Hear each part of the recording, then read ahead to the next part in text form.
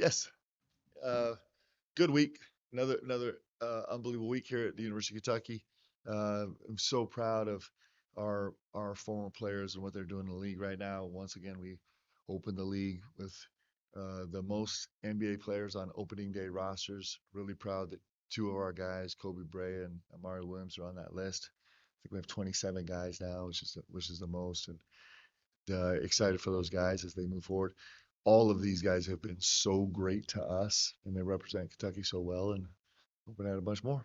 Um, so that's my announcement. On that topic, you were in OKC 2 3 weeks ago. Yeah, What do you guys get out of those trips? Obviously, you got to see a couple of alum, but yeah, like, are you picking brains of that coaching staff? Are you? yeah. They were incredibly generous.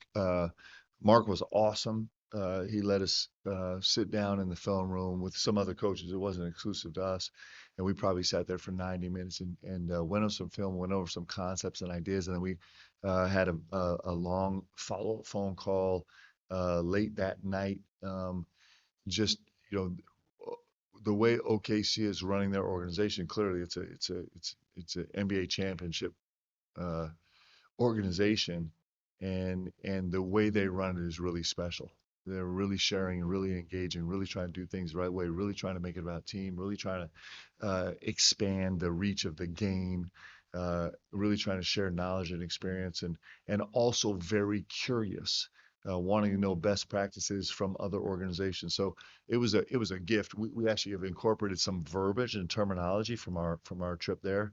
Any time we have a chance to go um, be around a program like that that's that's really built their success over the last 2 decades almost. It seems like it's pretty great. How is it? He's doing good. His recovery's been epically fast. He's feeling really good. He was back shooting yesterday, full speed. We'll probably keep him out of live contact for at least another week just to make sure. He's a massively important part of this season, so we're going to make sure that he's healthy before he's rolling out. What kind of opportunity is it for the other guys that sell, Jasper to potentially run the show? We Man, well, it gives everyone an opportunity. And so it, it, it, it is, it gives us a chance to rethink, the way we do things. It's actually interesting. We, we've tailored some things to Jalen, specifically. And so it just is how this goes, right? Sometimes when you get too specific in how you manage the game and get really, really creative, it leaves you vulnerable to change. When you stay really general, it's easier to kind of move through those changes. So that's the dynamic we're going through right now. But it's an unbelievable opportunity. DA is proven, and Jasper is so excited to step in here and take his first shot at this thing. Colin Chandler, has been through this with a year for us and has been playing elite level basketball, and so all those guys are going to have incredible opportunity with J Lo and without him. How will this differ from, say, a controlled scrimmage where you might be working on specific sets or specific kind of defense, and will you get caught up in the back and forth of I want to win a game? We're competing, so I want to win a game. Yes, the answer is yes. Especially with this group. This group they're just hardwired that way. They're gonna try and win. They're gonna get mad at me because I'm gonna, we have a lot of things that this is an incredibly important data collection moment for us. And it's unbelievable that we get to do this against this Purdue team. And Matt Painter's, if he's not the best coach in college basketball, he's got to be right up there in the top two or three or four right now. He's incredible. And what they've done recently with this group, you think about how often do you get to go test yourselves before the season even starts, with the lights on against a team that's composed of, three guys that have been to national championship game and been to a Sweet 16, and I think some of the guys actually lost in the first round of a Sweet 16. They've experienced everything and they've been together and and they've built such a great program. So for us to get this chance to go just get this really in-depth look at who we are right now is a gift, right? And so we're going to take full advantage of that while doing everything we can to win, but still not leave anything on the table in terms of learning about ourselves. So there's going to be all kind of push and pull and tug and everything else. But at the end of the day, these guys are hungry to win every time. If we were playing checkers right now, there would be some uproar about, um, who was winning and how they were winning and what they were doing. It's a competitive group. So, I think a lot of backs to Lamont with the shoulder shooting.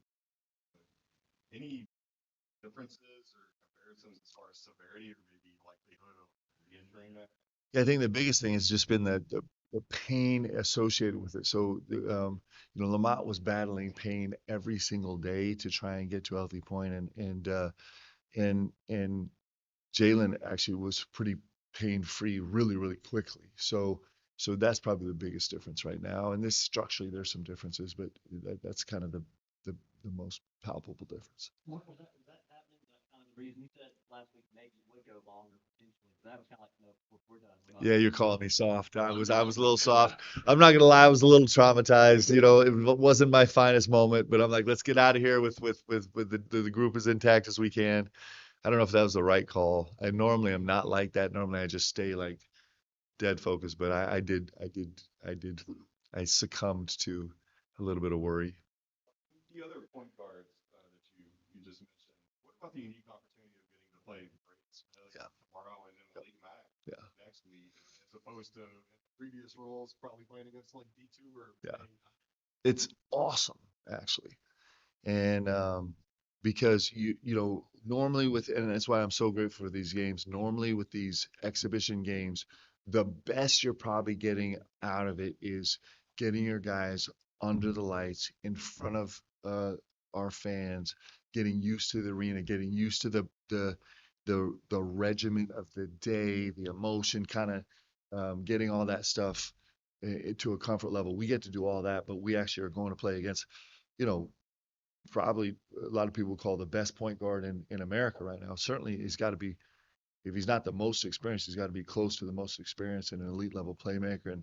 And um, and so it's an unbelievable opportunity to go really see who we are at the very highest level. We're not going to see who we are at a medium level. We get to go compare ourselves to the very, very best right now, and it's going to give us an incredible vision of how we have to grow, and so it's a gift. I love, I mean, I have, I don't think ever have I been more of a fan of an NCAA decision than this one. This is awesome. Mark, how do you think the atmosphere will be? Do you think UK fans into the you are? No, no.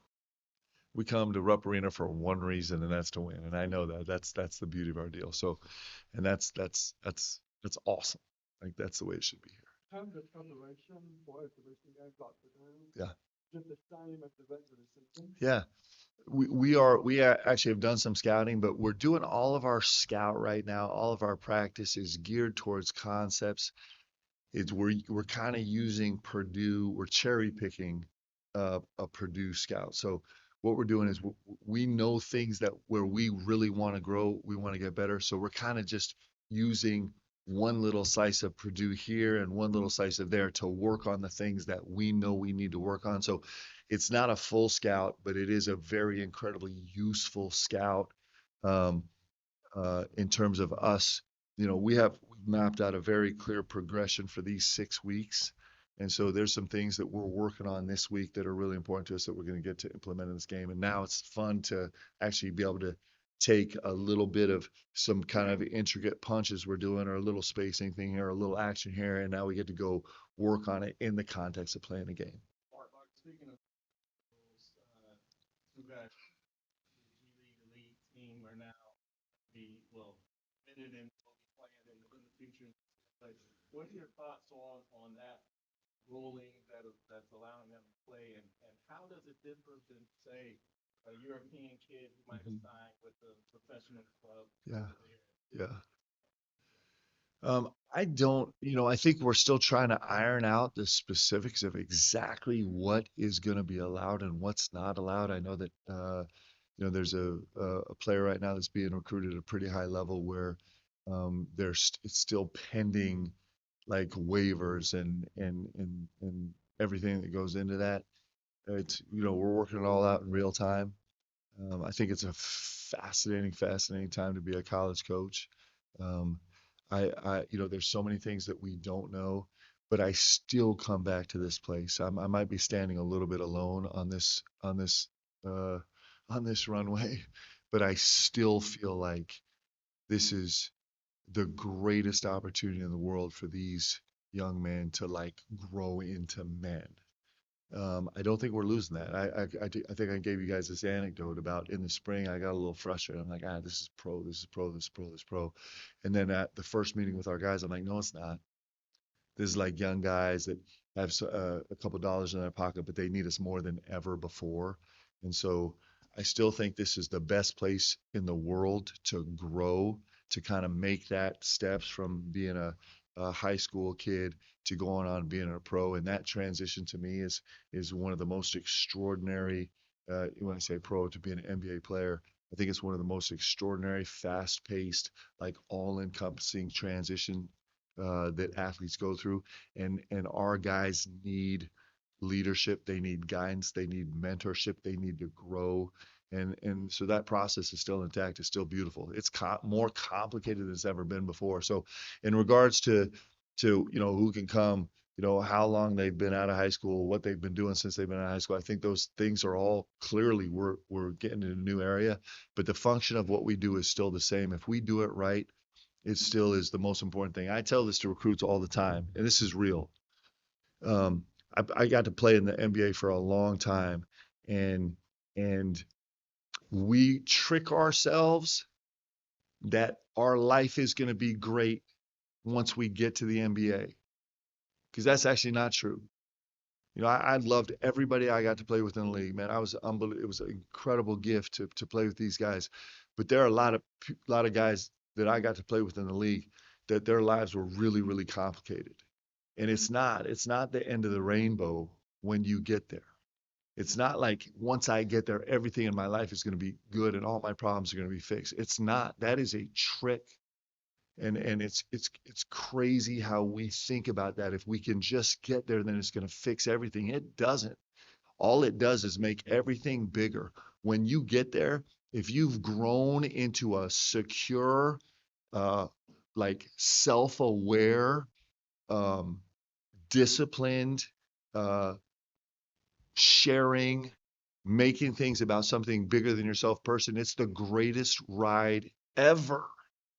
But if you get there and you haven't grown into somebody that's capable of taking it on, it could actually make your life incredibly miserable. So this learning ground that we have right here, right now, is still maybe more than ever massively important. And so, I don't know the specifics, but I do know that. I really believe that. And it's our jobs are more important than they've ever been in terms of mentoring these kids to become something great that's gonna be able to give them a joyful life. The scrimmage was were you able to take a couple of those data collection points from the limited time you got? Yeah, it was really good. When you jump into live play, there's just so much slippage, right? There's slippage everywhere, and so that's the fun part of this part of the season is we're going to walk into this game against Purdue, and we're going to see slippage all over. We're like, man, we were drilling this so well, and in the game, there's all this slippage, and that's the process we go through now. And certainly, we saw some of that in the scrimmage, but that's the next natural step in the evolution of your team is that you teach, you do in a very controlled environment, and then you do in a less controlled environment. You got to reteach, and then you do in a even less controlled environment, and then you reteach and reaffirm. And so we're in that process right now. Mark, when a player like Jalen or Lamont or JQ goes down, does your medical school background kind of help a player go through something like they're going through? I wish it did better. Like I've said this over and over, the best thing for medicine was me getting out. Probably saved our medical world. Uh, so, I have some real familiarity with a lot of the entry level information, and so that's nice. That I can communicate. That, I can, in some ways, on a very, very basic level, I can be a little bit of a liaison between a doctor and a trainer and an athlete. But they don't need me for that process. We have the best performance guys ever. Challenge. Oh, wow. Purdue, actually. To be honest with you, like I would tell you all kind of stuff about us, but this is it. This is the number one team in the country for a reason. And the way that Matt has done this, the way that he's put this team together is incredible. And the way he's retained his guys is incredible. And the way he coaches is incredible. And the makeup of these kids is incredible. And they are a insanely formidable opponent in before you even start the season. So it's a great challenge, and it's what we're grateful for. It's going to be an unbelievable look into who we are right now. We're following up on that. Vince, no, so right down. There's not a lot you can do with him. So, with him, you're going to try all of your punches. You're going to try all of your different looks, which, our package is a little bit limited right now, but you're going to try them all. And he's just pretty good about interpreting everything that's going on the floor. He's we've talked about this before, but he's one of those point guards that's actually incredibly comfortable just moving all the pieces on the floor. When he needs he can be an elite level scorer at all three levels. He's an unbelievable playmaker. He puts you in really complicated situations. He's really good at responding. You change up a look for him, and it's like for a lot of guys, when you change up a look possession to possession, he can throw them off balance. But for him, in real time, he's just like, "Yep, I've seen this 100 times. I'll go handle this also." So he's got great quickness and toughness and IQ, out of this world, and he's a terrific player.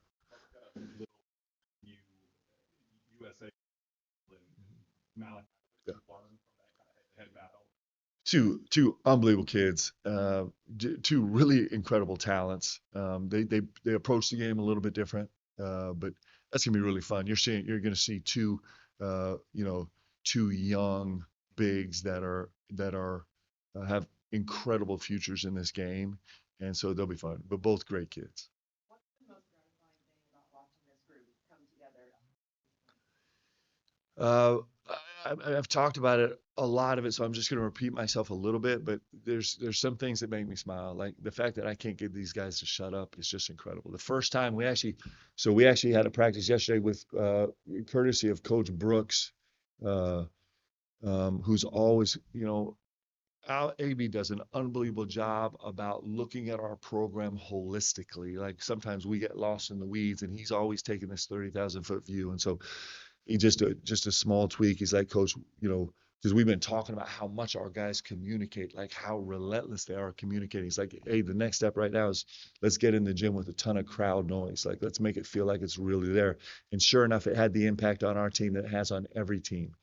It's a little disorienting. The first thing you do is you stop communicating quite as much because you think guys can't hear you. But the trick is when you play the way we do, your mouth going is actually what makes your mind work. And so when you stop actually talking about everything aloud, you stop reading as quickly. So it's been incredibly gratifying, one, to see our guys like just absolute joy in communicating with each other. And it's been another thing to see our coaches step up and be like, hey, let's actually take this to the next level.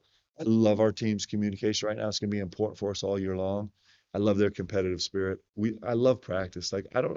I love our practices so much because our guys make it fun. Like there's not one guy on our team that disengages. They are just so hungry to win whatever it is we put in front of them. It makes practice just a joy. So been really gratified by that. So, if I circle back to the question about the bigs, a typical exhibition in the past, you might be playing against a 6'5" or 6'6" center. What can it do for you in this kind of matchup where Yeah. Well, it's gonna really challenge us. It's gonna expose us at the highest level, right? So, um, Sometimes if you're playing against a team that's not really the same talent level early in the season, you don't get a lot out of. You can just do things on the floor because you're just physically dominant, or because it's younger guys, or because it doesn't really give you a good marker of where you are basketball wise. Like, you know, their bigs give you three different looks as far as we can tell so far this year, just from the that we exchange. But that one of their bigs is going to be is pretty relentless about trying to be a quick show, hard show. And one of their bigs is going to spend some amount of time in a drop or switching. And one of their bigs is going to be like a heavy free throw line drop, maybe if that's what we actually see. And so, but these are all like top bigs in the country. And so sometimes when you're playing against a drop and you go to Gortat or you go to snake it and make a rim, sometimes you get away with things because you have superior talent. We're not getting away with anything. This is going to be all about like, are we going to be able to execute at the absolute highest level? And so it's going to really be an incredibly accurate read on where we are right now compared to where we need to get. And that's why these games are such a gift. Right now, you're just trying to learn your team as much as you can, as quick as you can. And so to be able to play the number one team in the country right now, like we're going to get to learn our team faster than we normally would. And that's exciting.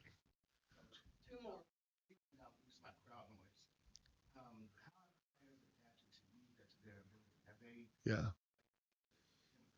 that yet? It's a skill. So it's a skill, and it's a skill that we'll continue to learn on. But we took our first step on it. And what's nice is that as a player, you don't even know you're going to do that. You don't even actually realize. It's just like, you hear all the noise in practice where it's just like piped in. And so it's annoying and distracting. And you're used to like blowing the whistle and then having some quiet where just one coach is giving instruction or two players are having a conversation. You're trying to do that and you're yelling and it's just annoying. In practice, it's way more annoying than it is in the game. And so we stopped practice twice to remind our guys, be like, guys, just because you feel like you can't hear because of noise, like you talking, even if your teammate can't hear it, is such a key to how we play every single second of every day. So it's literally a skill that our guys learn and recognize and then can activate. So that's just a process. I can talk.